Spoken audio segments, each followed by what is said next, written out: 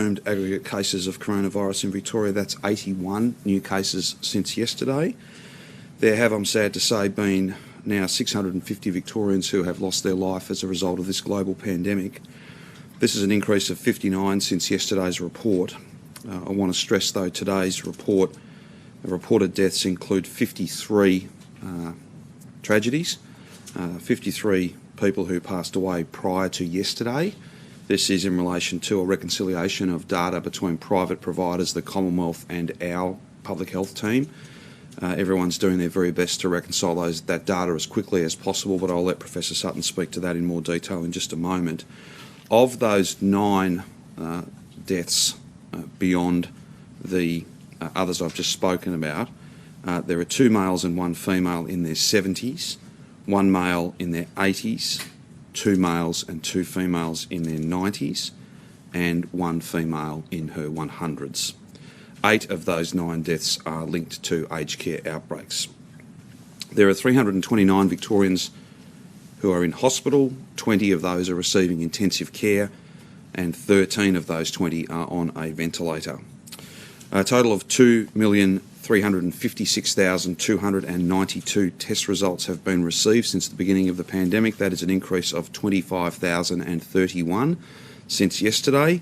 And I will take this opportunity to thank each and every one of those more than 25,000 Victorians who yesterday and perhaps the latter part of the day before went and got tested. Thank you so much. It's a simple thing but a really powerful thing in our fight against this widely infectious virus. Without everybody who's got even the mildest symptoms coming forward and getting tested, isolating at home until they get their results, then we just won't have the most complete picture of how much virus is out there, how it's moving, patterns and trends, and that's obviously what we need, as best we can, the most complete picture of how much virus is out there. So again, as we do every day, and we will for the foreseeable future, can I just appeal to Victorians, no matter where you live, even the mildest of symptoms, please come forward and get tested. There's more than 190 sites across the state, and in fact, if you can't get to one of those sites, we will come to you. That's how valuable those test results are in terms of our roadmap to open up, and of course protecting public health, your family and other families, particularly if you are someone who tests positive.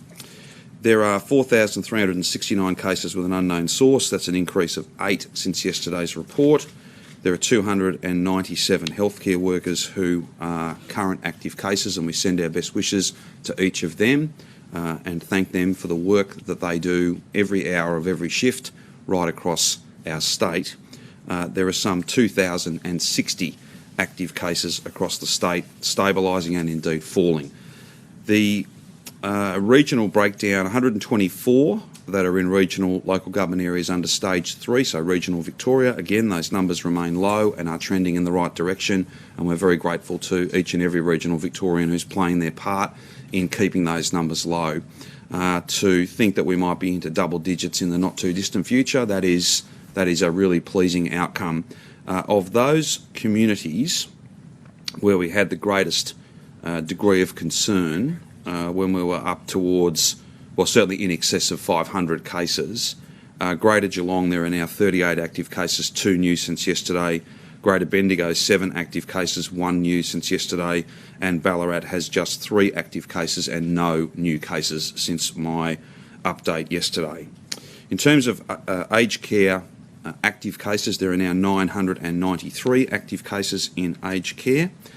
And I don't have a shift number, but I will get that as soon as I can and continue to keep you updated on the sheer number of hospital workers who have gone into aged care to provide care and support to the most vulnerable.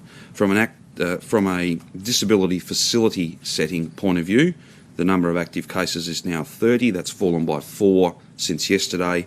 That is made up of 18 staff and 12 residents. So we're very pleased to see that contained, stabilised, and indeed those numbers falling away. That is very good given the underlying vulnerability of many in those facilities. In broad terms, Sunday will be the day when we are able to announce the roadmap out of the restrictions that we have now, a roadmap towards a COVID normal that can be defended and can be lasting. I know there's a lot of commentary around at the moment in relation to many in the business community. I fully appreciate and understand the pain and the challenge that those businesses are facing. What I would say is this is not a choice. This is not something that we are choosing to do. There is simply no alternative but to ease out of these restrictions in a safe and steady way. And I know we all want this to be over. We all want the same thing. But the notion of opening up quickly, the notion of opening up in that way, is not a responsible thing to do. It is not a safe thing to do, and it will not be a lasting thing that we do.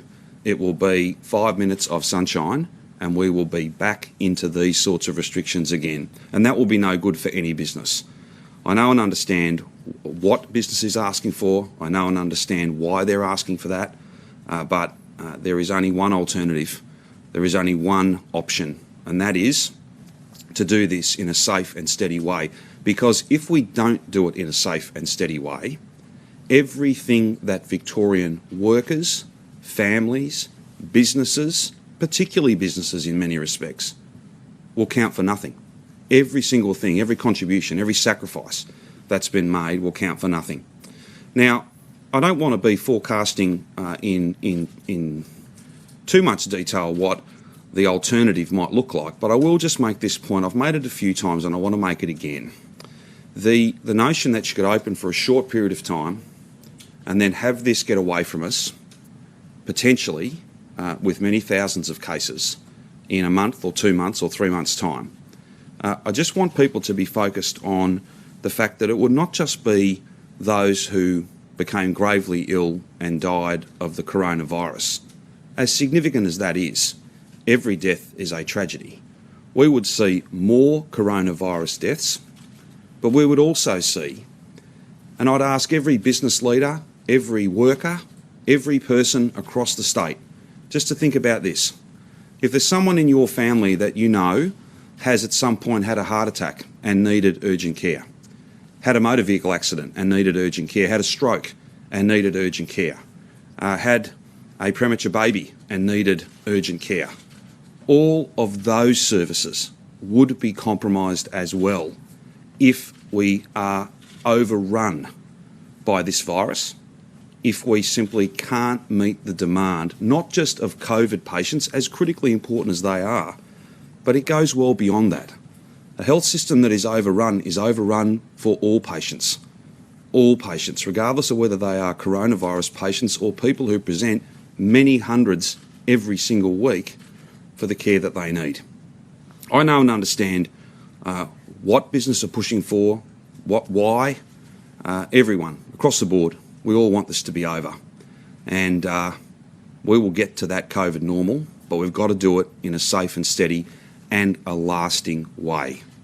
And that's what we're all working so hard to be able to achieve. And I take this opportunity to thank all of those leaders from both the union movement, from different community groups, and of course from every sector in industry and business across the state who have so effectively engaged with us right throughout this pandemic, and particularly in a really intensive way over these last few days as we draw up a really very difficult roadmap out of this. We're very grateful for the constructive way in which they've engaged with us, and our approach to listening, to giving people a hearing, as well as learning from the individual experiences of sectors and industries. That will not change. That will continue to be a really important part of our response to this virus. Now, the Treasurer has joined us today because he's going to speak about you will all recall only a little while ago we made some announcements about commercial tenancies and the need to extend some of those arrangements, because whilst we'd all like to think that the pandemic would be over on timelines that were set some months ago, that is not in fact the case. Today, the Treasurer can speak to some enhancements in relation to tenancy matters, and I'll now throw over to him. Then Brett can just speak to the epidemiology of the day, and of course then we're happy to take any and all questions you have. Well, thanks, Premier. I suppose everybody would understand the importance of a home in the current environment, the security of a roof over your head, but the sanctuary in these difficult times. Everybody needs a peace of mind to appreciate that Their home is a place that will stay with them during this difficulty. And of course, the virus, as we know, is constantly evolving, and so the government is continuously adjusting its response in terms of the support that we can give to the community at large. And in this respect, we've assessed how the virus is presenting, the length of time that we know that people will need security and certainty in terms of their residences going forward, and we've made a number of decisions. So we've decided to announce that we're ensuring greater certainty and security for residential tenants and landlords by extending the eviction and rental moratorium until the 28th of March 2021. Now, we know that the pandemic has significantly disrupted the rental market, and we recognise that there's an ongoing need to support households who are experiencing rental distress. So we've seen more people facing housing and financial distress, with renters particularly hard hit due to the coronavirus and the convergence of factors including their age and their employment conditions. So as they're feeling greater uncertainty in terms of their material circumstances, the one thing they shouldn't have to feel is that their home is at risk, their place of sanctuary, their place of security in the current environment. So that need for certainty, I think, has been a clear message from a variety of stakeholders to the government, advocacy groups, and of course the general public. So we've listened and we've acted in respect of that. There are three principal elements to the announcement that I'm making today. Firstly, around rent relief and asset threshold tests, the eligible residential renters will now be able to apply for relief up to $3,000. So that's up from the previous announced amount of $2,000. We'll also change the eligibility criteria, which is really an assessment of their asset holdings. Previously, those asset holdings have been set at about $5,000. It's our intention to increase those asset holdings now to $10,000. So in practical terms, that ensures that families do have a capacity to amass some funds, albeit relatively modest. You'd appreciate it, the figure of $10,000, without seeing their access to that rent relief being in any way compromised. In August, we announced that we'd increase the rental hardship grant to $3,000 per eligible tenancy. As of the 2nd of September, what we've seen is about 9,600 grants, with worth more than about $23 million having already been approved. And of course, through these arrangements, we will increase the class of people who are eligible to make claims for these grants. We're also providing greater support and assistance through the provision of the Consumer Affairs Victoria and their good and diligent work assisting landlords and tenants negotiate arrangements that reflect the changed circumstances that the community is confronting in the current environment. It means that the current residential tenancies dispute resolution scheme will be extended until the 28th of March 2021, so both parties can work together in good faith to reach an agreement that both parties are happy with, and in the event that they need assistance, they can be assured that that assistance will be there to help them to come to a meeting of minds about what constitutes fair and recast arrangements in the current environment. So since the scheme began, CAV have received more than 93,000 contacts from Victorians seeking assistance with their rental arrangements. About 94% of those contacts have been able to be resolved essentially through the front door, essentially through the simple provision of advice and directing people into a negotiation process. Around about 32,000 of the arrangements, the agreements that have been struck, have been lodged for registration of agreements, which of course through the registration process opens up the proportionality access for landlords to be able to get their land tax relief as a consequence of these arrangements. And what we're seeing is about an average weekly rental decrease of about 24% through those registered arrangements. Finally, with regard to landlords, we recognise that this is a partnership and we have to help each other get through these difficult times. So landlords must be, from our perspective, be given access to appropriate relief, and that's why residential landlords who provide rent relief to tenants impacted by coronavirus in 2021 will be eligible for 2021 land tax relief, and that the existing relief for the 2021-2020 year will also be available to them once again, once it is recognised and registered agreements have been struck, and that there is a clear indication of proportionality, that appropriate relief has been given to tenants and that landlords should expect similar relief from the state in regard to their land tax obligations. Thanks, Premier. I'll ask Brett just to add to the daily update. Thank you, Treasurer. So 81 new cases today. This is the stubborn tail of the epidemic curve. It's an overall increase of 79, so still trending down in terms of the 7-day average, but it is stubborn. I guess on a positive note, this is out of 25,000 odd tests processed yesterday, so that represents about a 0.3% positivity, so 3 positive results in 1,000 people tested, which is pretty good. And it's terrific to see 25,000 people coming forward for testing. We would really like to see that on a daily basis. In relation to the 53 historical deaths, the reconciliation process with the Commonwealth does have some complexities. There are mandatory reporting requirements for deaths from aged care facilities to the Commonwealth, but of course the Public Health and Wellbeing Act in Victoria has mandatory reporting of the coronavirus cases here. So there does need to be a reconciliation of those reported deaths to make sure that they are coronavirus positive cases that are in our system.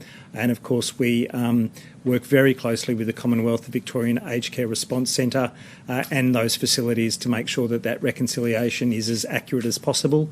And that we are using the same national definitions. So the Communicable Disease Network Australia national guidelines for coronavirus have the definition of a COVID death that is used by the Commonwealth, used by all states and territories in that regard.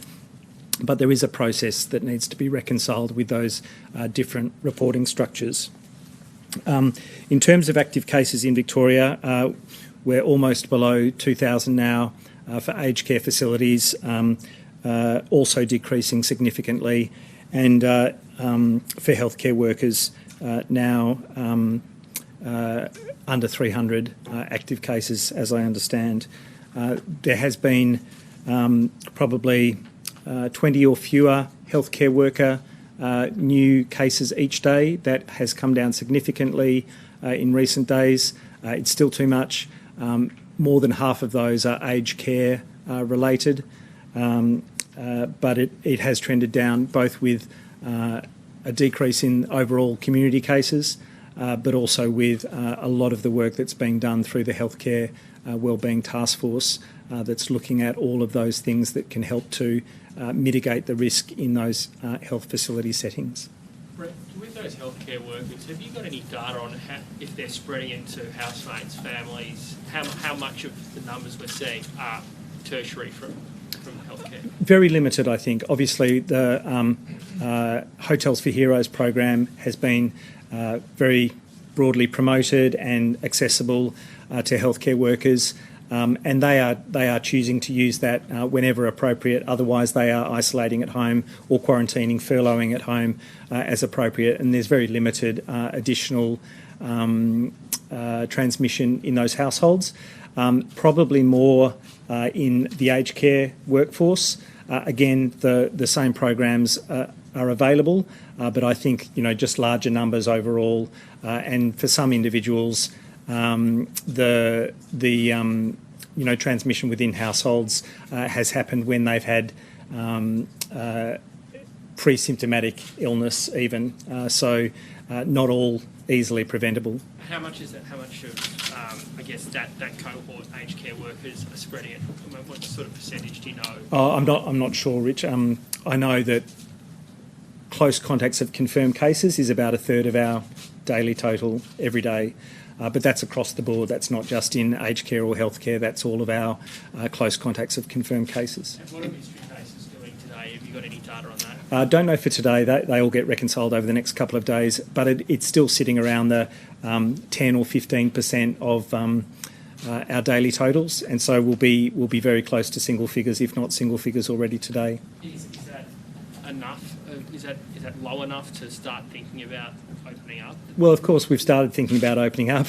But to actually, you think about a plan, but to actually pull the trigger on that plan. Well, I think we still have all of the week ahead, but the trend needs to continue down. We wouldn't be happy opening up at 80 cases a day and with 10 mystery cases. We would need to have an ongoing downward trajectory to be satisfied with that. Professor Sutton, there's now been 100 historical deaths reported to us this week. It's a huge number. Why has there been a lag? Some of these deaths occurred back in July and August. Who's responsible for the lag, I suppose?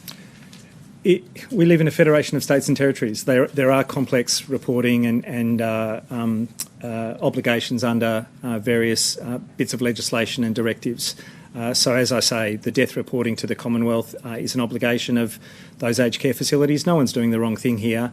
And the notifications of coronavirus to DHHS in Victoria is an obligation for medical practitioners and laboratories in Victoria, and so we have to reconcile those together. We've gone through an audit process to try and make that as robust as possible, and we want to get it right. The alternative is to have reporting that is too much like guesswork or that might have some recalculation of already reported figures. So the figures that we're giving now are locked in. They are the ones that have been properly reconciled and are accurate, but it does take time to get to that point. Why does it I've take... been told that the aged care facilities reported these deaths back in July and August, that families were notified and that normal death certification processes occurred at that time, but that DHHS was overwhelmed and didn't account for the deaths in their public health event surveillance system at that time.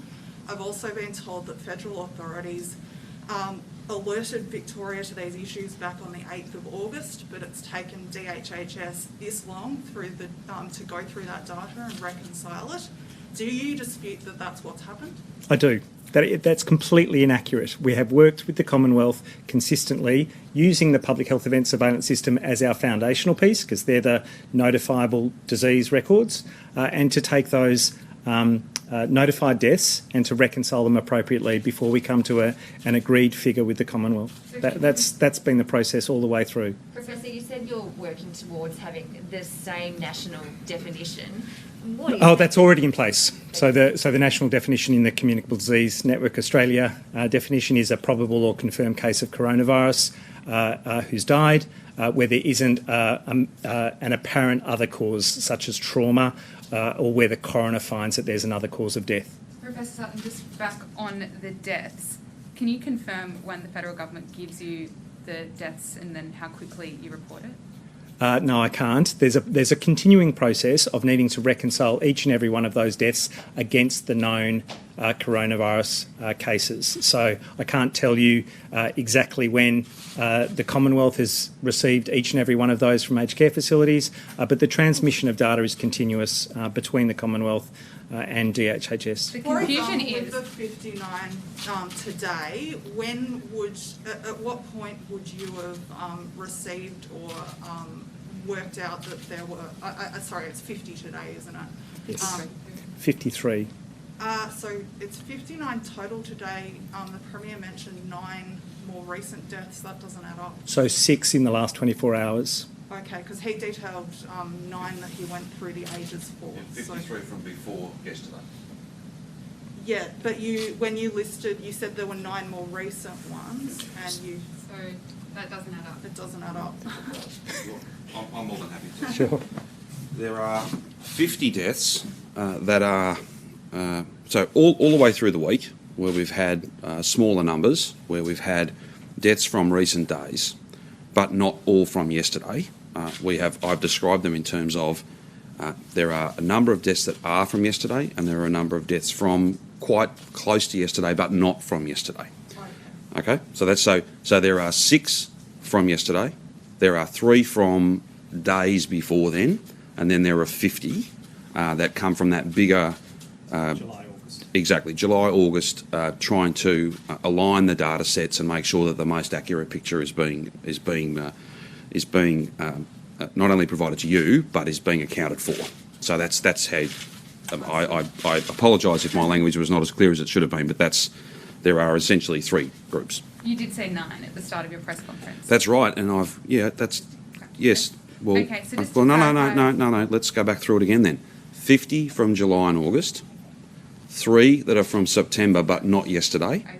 and 6 that are from yesterday. And given that I have not been able to, all this week, where we've done groupings of very recent days, the previous day and 1 or 2 days before, I have each day given you the gender and the age decade in which those people can appropriately be accounted. How can so- Victorians have faith that the numbers you're giving us today are accurate when we're still hearing about another 50 deaths that occurred back in July and August? I think the Chief Health Officer has answered that question. I don't think he has. Well, you and I might have to disagree on that because the Chief Okay. Health Officer has just, I think, explained in some detail the process and the partnership between private aged care providers, the Commonwealth Government, our government and the Department of Health and Health and Human Services to bring into alignment with certainty all of that different data. A question that keeps getting put to me is that every death requires a death certificate. So if that gets signed off by a Victorian doctor in the Victorian health system, how come it's taking 2 to 3 weeks or even months to get through to you? I think there's a clear point to be made here that not every doctor is part of the Victorian health system. General practitioners are not part of the Victorian health system. But the death certificate. Yeah, but it's not takes about a day. no. Just to be as clear as I possibly can be, there's no dispute about the fact that these people have passed away. Their families have been informed of that. That it's about the attribution of those deaths to the likely and probable cause being the coronavirus, and aligning different data sets, aligning different lists, if you like, because there are, sadly, people who pass away in the community every day, not necessarily they pass away during a pandemic, but they were not a positive case. So you've Surely got- you don't think this lag is acceptable, though? If we're hearing about Well, of course, deaths we back would in prefer. July, you'd prefer well, we to would. get it all sorted We now. would. Well, I'm not suggesting that it is. What I'm saying to you, we would prefer that all the data are aligned in an instantaneous fashion. That is not what's happened, but it's appropriate that once you have done that work, that you report faithfully and as accurately as you possibly can. And that's exactly what we're doing. You've got a contact tracing team who are part of the Victorian authorities, and Yes. it's their job to follow up active cases. Yep. Did they not realise that these people had died when they were following up their cases, or were some of them only found to have COVID after they died? Well, there's a couple of points I couldn't speak to at what point in time their positive status or the probability and likelihood that they passed away because of COVID. I couldn't speak to that and the time sequence of that. But I would make the point that we don't conduct very many interviews with aged care residents who are positive cases, and certainly not those who are gravely ill. You'd be talking to the authorities in Yeah, the yeah, aged but care that's facilities, but that though, wouldn't you? yeah, but indeed but the contact tracing is about finding out who a person has been in contact with and trying to isolate those And persons. the authorities in the aged care facilities would know that, and you'd want the contact tracers to be talking to them, wouldn't you? Well, the key point here is that there needs to be, and we are reporting today, a greater alignment between information that is held by private aged care providers, Commonwealth authorities and state authorities, and having them all together so that we can update the numbers and be as accurate as possible. That's what we're all working towards. And can I say that there's no quarrel between any of those 3 parties. We're all trying to be as complete and as accurate as we possibly can. And that's why we would always prefer that all the data arrived at exactly the right location in as timely a fashion as possible. But where you need to, I'll give you an example, Rachel. I'm sure that Brendan Murphy would have preferred not to have to write to every aged care provider, private aged care provider in the state, and remind them that they need to make sure that they report. I'm sure he would have preferred not to do that. But that isn't the issue here. I think the issue is let's get all the data together, let's report it faithfully, and let's make sure that we're as accurate as we can possibly be. Can I ask the Treasurer, please, about rent relief? Can I ask the Treasurer about rent relief, please? You most certainly can. Thanks. Treasurer, does this further extension require another legislative amendment? Well, the legislation is making its way through the Parliament, and it won't require it. The entitlements that these arrangements will put in place will sit consistently with the legislative scheme, and ultimately will be broadly consistent with the National Cabinet determinations. Obviously, the length is an extension on the National Cabinet arrangements. It's a 12-month extension from the original decision. You had already extended the rent relief from 2,000 to 3,000 when you initially extended the moratorium. Yep. Is there scope now for a further extension on the relief? Obviously, we'll never say never on that. We just have to see, as I've said originally, that we're going to continue to monitor the situation and the presence of the virus and its impact upon the economy in a broader sense. But what I can say is that from a government perspective, what we have done, you're absolutely right, James, to identify that the announcement of the 2,000 to 3,000 has previously been made. What we're doing is expanding the class of people who can access those arrangements by changing the asset test accordingly. And you acknowledge that the longer this goes on, perhaps the more landlords are also coming under duress and may need to sell up. As I understand it at the moment, they have to go to VCAT to apply for a tenant to move on to allow the property to be sold. Will that continue? Those are the arrangements that we put in place. So, firstly, can I say everybody is suffering in this community as a consequence of the presence of the virus in the community and the impact it's having upon the economy. And that's why we've tried to strike this balance between tenants and landlords, making sure that to the extent that there are arrangements put in place between landlords and tenants, that landlords get access to appropriate relief from the state in terms of their land tax burden. On the issue of the capacity for landlords to be able to effectively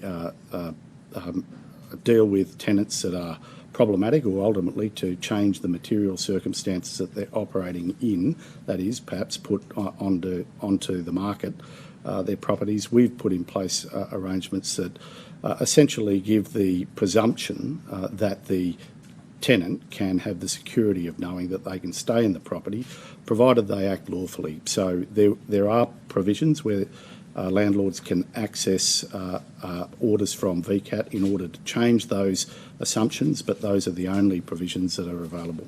And just finally on this, have you or the Premier or anyone from either of your offices had any discussions with the Greens about this new change in the past few days? Oh, well, I can't answer for anybody else in the government, but all I can say is I've had no discussions. Premier? No, I haven't. Question for Professor Sutton, if that's all right. So we've had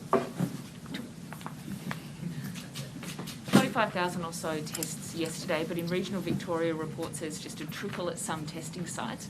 Are you satisfied with the level of testing across the board in regional Victoria? Pretty much. The level of testing across regional Victoria is good, given the 25% of the state population who are based regionally. We will always look at those individual towns and local government areas in terms of the testing rates.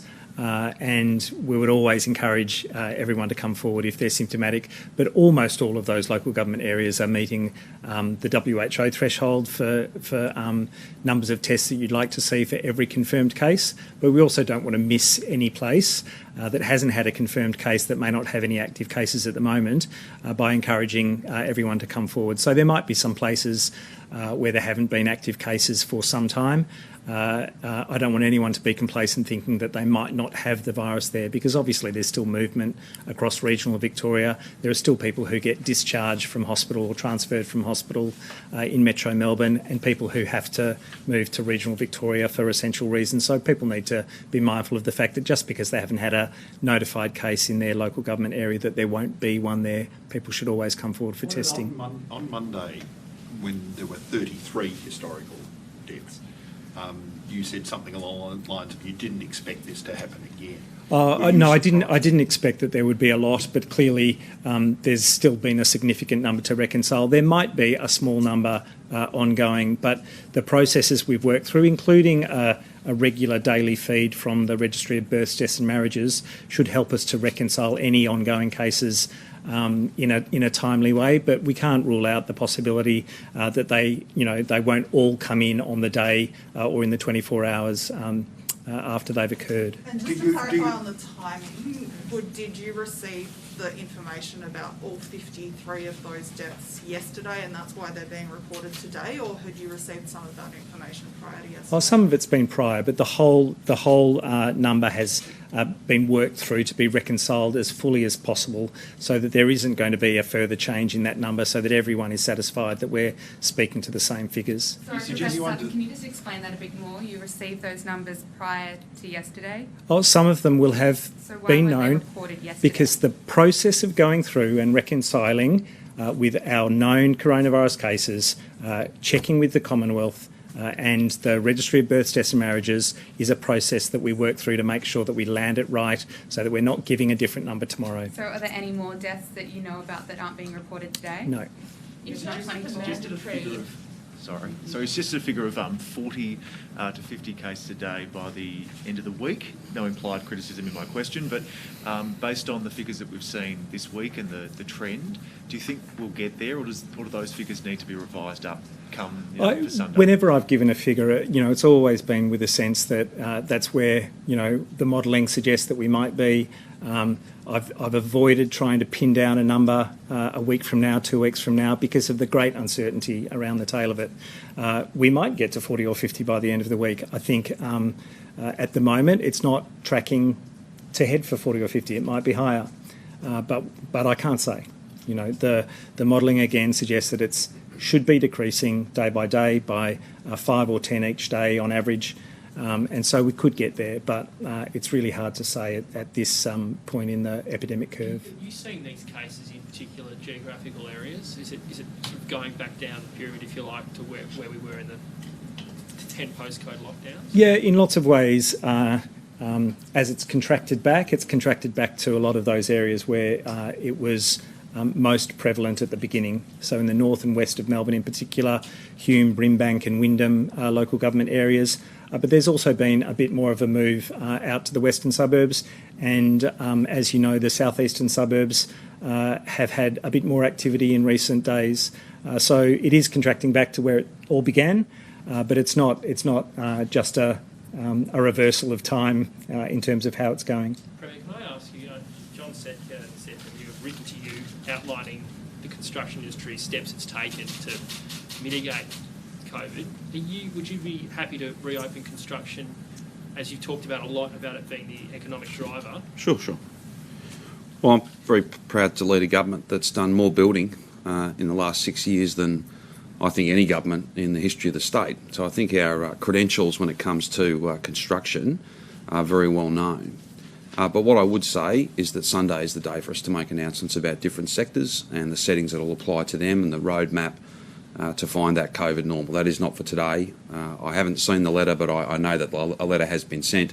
I'll look at that, and we'll have more to say on Sunday about all of those matters, not just in that sector, but in many different parts of the workforce. The Grattan Institute is raising, I guess, the question again between suppression and elimination, saying we should aim to get to zero by October. Is that even feasible? There are many different opinions and many different journal articles and different reports.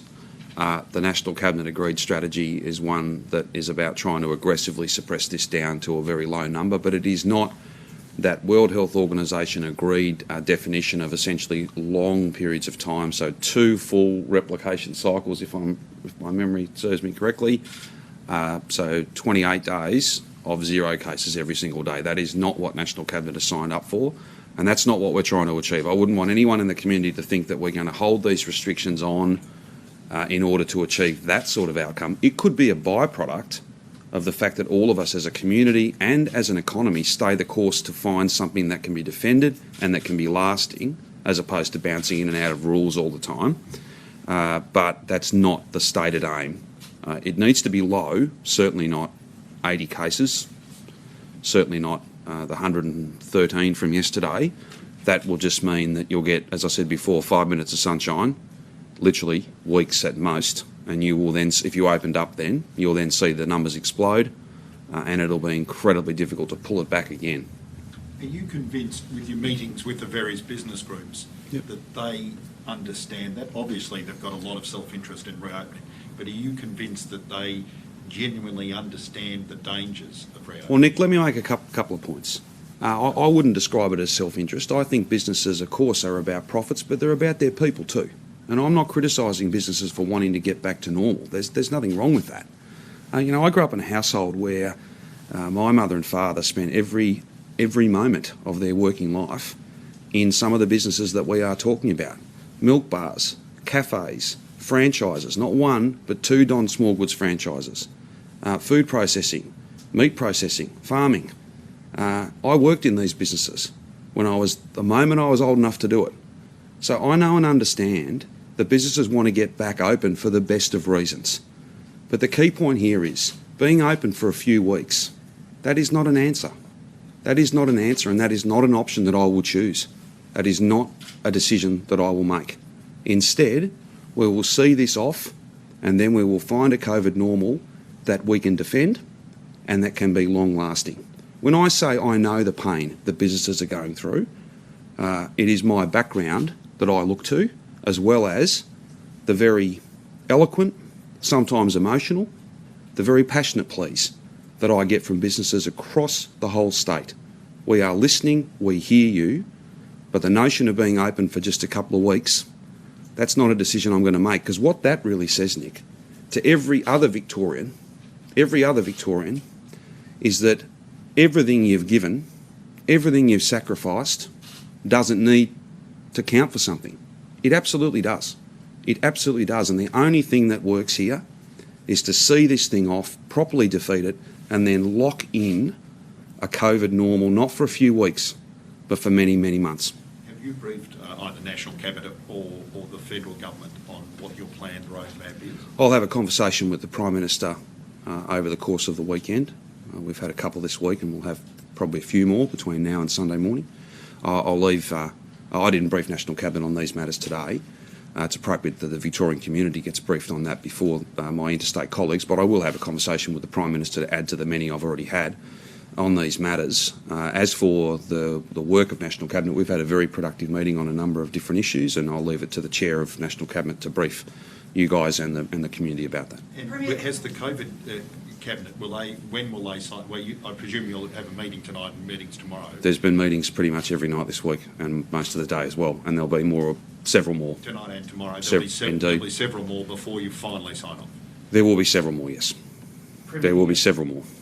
Premier, the idea in the broadest term, the use of the term several. Sorry, the Premier, the idea has been raised again today that industries where transmission wasn't happening the last time restrictions were eased, that you should look to them for some sort of opening to try and get some economic activity going again and allow those businesses to trade. I know you're not going to give details until Sunday, but I'll give you a steer there. Merit? Pardon? In principle, does that idea have merit? What I'd say is this. And this is deeply frustrating, because if you're a peak body in one industry, for instance, or your business, your family business, large or small, is in one particular industry, well, obviously that's your principal focus. You're obviously less concerned about what's going on in lots of other industries. I'm not criticising people for having a focus on what's most important to them and their people, the people who work for them.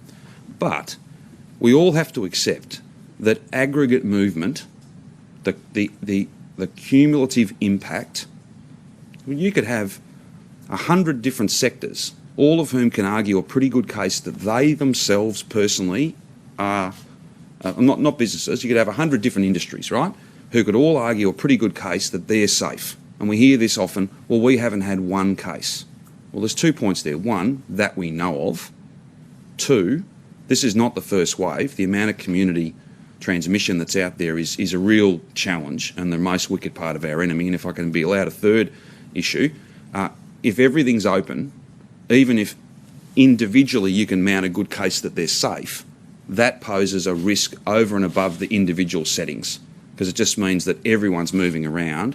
There's so much contact that it's not likely, not probable, it is inevitable and certain that off a base like the one we have now, we will finish up with not hundreds but thousands of cases per day. Premier, did the Prime Minister declare that National Cabinet meetings would no longer operate on a consensus basis after Queensland refused to accept the hotspot definition? I wouldn't see that as an accurate statement. But what I would also say to you is I'm not the chair of that group, and I have been pretty steadfast around not impinging on the chair's obvious right and authority to brief you on the business of that group.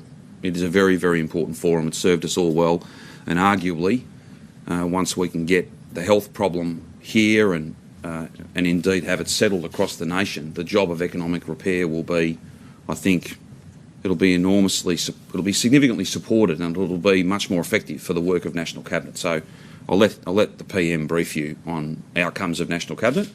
I don't think you'll mind me indicating that we have had some very productive discussions, New South Wales, Victoria and SA on ag, particularly as we come into the grain harvest season. I've had a lot of, in earnest I mean, we've had a lot of feedback on those issues about agricultural workers being able to move, people who own property, whether it be in southern New South Wales or eastern South Australia. I'll leave it to the Prime Minister to talk about the details of that. But it was a particularly productive meeting. I didn't stay for all of the agenda. I had to be here with you ahead of question time, but it was a very good meeting. Premier, do you have any message for those who are considering attending the protest in the city on the weekend? Don't. It's not safe to protest, it's not smart to protest, and it's not lawful to protest. And I make this point again, I don't care what you're protesting for or against, don't protest. But the worthiness or otherwise of your cause, which is a pretty personal thing anyway, ultimately no protest is safe at the moment. We need all of us, in every decision we make, in everything we do, to, as best we can, contribute to these numbers coming down, not contribute to them potentially going up. The fact that the woman who was arrested and handcuffed, and then there was a battering ram used in an apprehension of a man again this morning, that's all being live streamed. Is there a chance that it could be counterproductive? Police, even people who don't necessarily agree with the protesters, look at that and say that's over the top. Yeah, I can't be a judge of that. People will make their own judgments. They'll come to their own conclusions whenever they see footage or whenever they see reports of a particular incident. I would say this though, I'm not in the business of criticising police. I'm in the business of supporting them to do very challenging work. And I want to thank, on behalf of all Victorians, all law-abiding Victorians certainly, every single member of Victoria Police and their families, because they're part of this too. Like, it's not easy. It's been a tough year for Victoria Police, PSOs, custody officers, all of our emergency services in many ways, and I think they're doing a fantastic job in very challenging circumstances. And they have my full support to continue making sure that the law is upheld. Are you alarmed or saddened that it's... Sorry? Are you alarmed or saddened it's come to that though? Well, I certainly don't want a situation where anybody in the community thinks that they have the right to put at risk a strategy that they themselves will benefit from. Like, that just doesn't work. We all have to stay the course. And there are rules there, and, contrary to the views of some, no one enjoys imposing these rules. Like, we would all much prefer to be in a very different set of circumstances, but you can't ignore the reality that you're in and, give yourself a leave pass to go and do something that, in all likelihood, will contribute to the spread of this. That's not safe, not smart, not lawful, and Victoria Police will do whatever they have to do within a framework, of course, of being proportionate and fair. But I'm not here to criticise police. I'm here, as I often am, to thank them for the work that they're doing. It's very challenging work. As for specifics, Nick, on any given case and decisions that are made and any context that they can appropriately give you, I would leave that to them. Do you really think it's reasonable, though, that these people are getting arrested for posting their views on Facebook? Well, again, you need to speak to Victoria Police. I don't... I'm asking you as you're the Premier of this state. I'm aware of the great honour and privilege in the office that I hold, and I'm also aware of some... Well, again, yesterday I made some points about... It didn't quite sit right for me that it seemed that you were kind of suggesting to me that somehow protests should be allowed and that there was growing international evidence that they were safe. On the issues of how police enforce the law, there are rules, there are structures. They try and behave appropriately at all times. That's their culture. As for any context, as for decisions that are made, I'll leave it to Victoria Police to explain that to you. I'm not in a position to speak to any context that might have been relevant to any of those cases. In fact, I'm not really interested in commenting on individual cases unless I really feel that I need to. I did, before you pointed out, for the purposes of consistency, there was maybe before the court, so I'll say it's still to be proven, but there was a shameful act against a female police officer down in Frankston, and I spoke about that because I had some context on that. I don't necessarily have the context in relation to the two matters that you've listed. Premier, there have been repeated calls from your federal Labor counterparts for Aged Care Minister Richard Colbeck to be sacked, who's been censured by the federal Senate. Do you agree with those calls? Well, I would say, Rachel, that's not a matter for me. That's a matter for him in the first instance, Rachel, I don't try and interpret what happens in the Victorian Upper House, let alone trying to make sense of what happens in the Commonwealth Senate. But I would just say this directly to your question: in all of my dealings, in all of our government's dealings with Minister Colbeck, we've always found him to be someone who's prepared to work constructively and positively together with us to keep aged care residents safe. That is my absolutely frank and honest answer. As to those other things, I'm not going to get. I've got enough politics to deal with down here. I don't need to get into those things. We've now had more than 500 deaths linked to aged care in Victoria as a result of COVID. We heard that during the hotel quarantine inquiry, 99% of Victoria's second wave of coronavirus cases, including all of those aged care ones, can be traced back to breaches in your government's hotel quarantine program. Given that's the case, is it fair for Mr Colbeck to take all the heat for the hundreds of coronavirus deaths that have occurred in aged care? Well, I've just made my views on Minister Colbeck pretty clear to you. I couldn't be any clearer. In the dealings we've had with him, I've not met him myself. Otherwise, if I could personalise it, I would. But I've not had any dealings with him. But I can tell you from speaking to other ministers in my government, they've been absolutely consistent and steadfast in reporting to me faithfully and regularly that they work well with him. I can't offer any more comment than that. You can only take people as you find them, and you can only report faithfully the kind of approach that they have to things. Whether that's fair or reasonable, that's for others to judge. I'm just telling you the way that we work with him and the way I work with the PM and others. The feedback I get is positive, albeit there's a lot of challenges in this sector. We're having a Royal Commission into it for a very good reason. That's nothing more or less than I've said in the past. But you've asked me about a minister in the federal government, and I've given you a pretty frank answer. Whose responsibility are those 500 deaths? I mean, obviously they are linked to a global phenomenon, but we've got 500 in Victoria. We haven't had 500 anywhere else. Well, this is a very challenging time for our state. And what we all have to be focused on, of course, is providing care and support to those who have suffered great loss, and that loss takes many different forms. And we all have to have an absolutely determined focus to defeat this second wave. That is the most important thing we can do to avoid tragedy in the future of any sort, whether it be those who are doing it really tough because we've had to fundamentally change the way we live our lives, or those that are becoming gravely ill and sadly passing away because of this.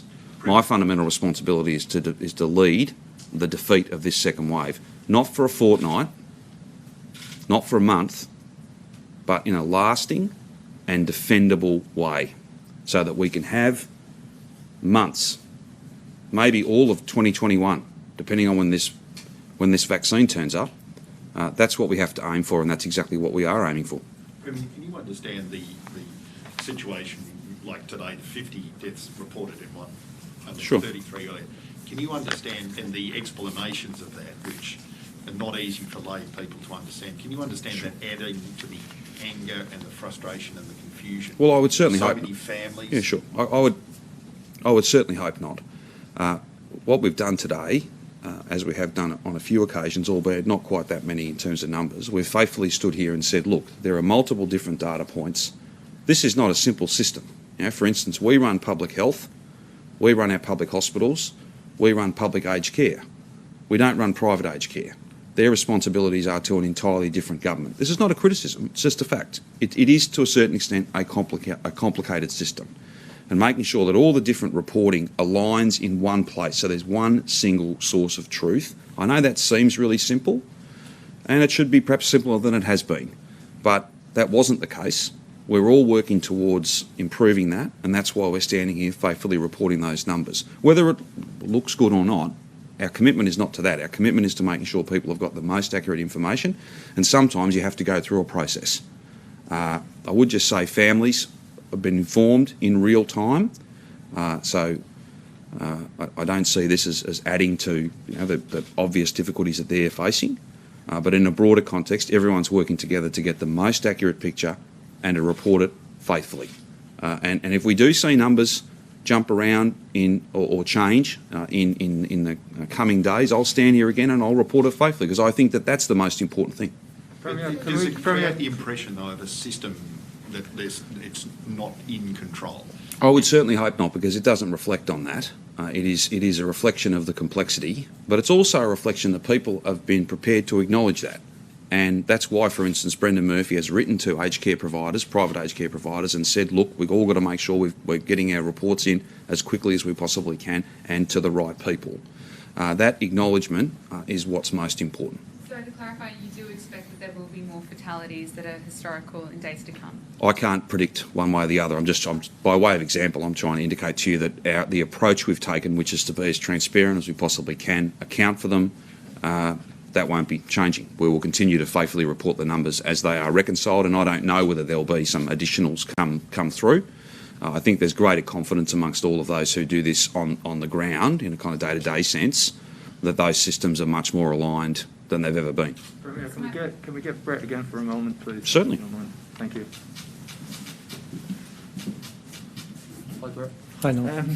Do you know anything about the child who's developed the COVID-related inflammatory disease that we've seen presenting around the world elsewhere? I do. As you'd know, I wouldn't speak to specific details that might identify anyone with a notifiable disease, but I'm aware of the case. PIMSTS, it's a mouthful, is a significant associated illness with coronavirus. It's an inflammatory illness.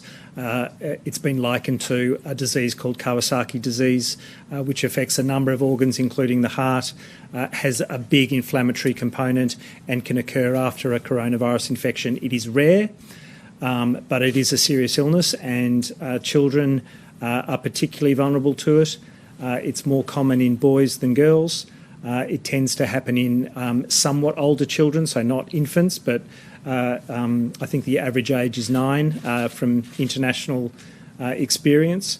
But it is rare, but obviously when you've got thousands of cases of coronavirus anywhere in the world, then you're going to get the potential for 1 or 2 of these cases to occur. They are reported through the Paediatric Adverse Events Disease Surveillance System nationally, and so the PED system will have reported them to national bodies. Okay, just on testing.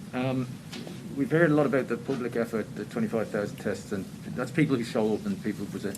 Can you talk to us about what's going on in terms of targeted testing at where we work sites and areas where we know are risky, the healthcare workers, for example? Yeah, so certainly any site that's got an outbreak, we're testing very broadly. We are going beyond what would even be a definition of a close contact, someone who's had 15 minutes of face-to-face contact or spent 2 hours in the same room. We are testing very broadly in a facility in the unit where those workers are. So that's occurring in aged care already. That's occurring in some healthcare clusters or outbreaks, and it's occurring in meatworks, for example. So there are a number of places where a single case will set off a cascade of testing that's very broad to try and find any and all cases that might be associated with it. But other than that, for community testing, we're certainly asking everyone to step forward for testing if they're symptomatic. But we're also looking at where there's a mismatch between where we know that transmission is relatively high and testing is not so high.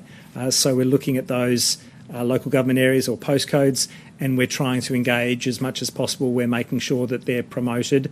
And part of the reporting on exposure sites where we know that some people have been when infectious, that's been up on our website in the last week or so. That's also a prompt. If there's an infectious person who's gone to particular settings, we think that's also a prompt for testing in those postcodes. Brett, do you have the effective reproduction number at the moment? Is that still falling, do you think, or is it stalled? I think it's probably still in the 0.8 zone, so it's still driving transmission down, but it's pretty tricky to get much lower than that. I don't know what it will be, but when you get down to very low numbers, it becomes less and less meaningful. We just need to follow the numbers day to day. We do know from the mobility data that it's still looking good. In terms of the amount of time people are spending at home, the amount of movement outside of the home, the traffic movement and public transport movement are all very good. Obviously, there are fluctuations on weekends and days of better weather, but overall, that's still a positive indicator that people's interaction has been sufficiently limited to help drive transmission down. Professor Haber, what do you think of the Burnet Institute's proposal for a decentralised model of contact tracing? Does that have merit? Yeah, look, I think we've explored decentralised contact tracing in as much as having the regional hubs now. So contact tracing had always been completely centralised in Victoria. We've seen very positive outcomes from our regional hubs because people know their local communities.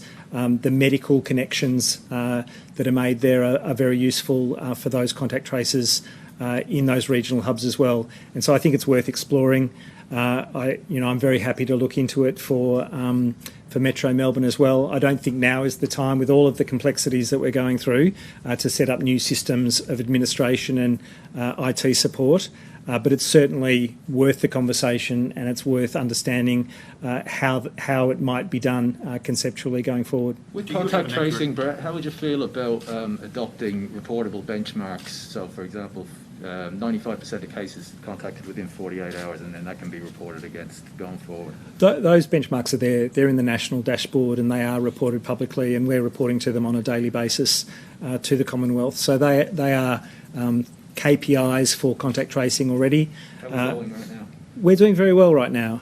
Clearly, we've got more cases than any other jurisdiction to follow up, and so we will have a few cases that are not contactable in 24 hours in terms of the full interview, but it's above 90% for that full interview. It's at 100% for cases being contacted within 24 hours. It's at 100% for close contacts being contacted. So that's a terrific performance overall.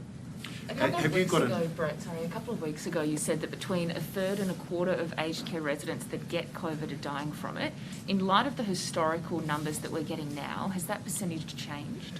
No, I think that's still the mortality rate really in aged care.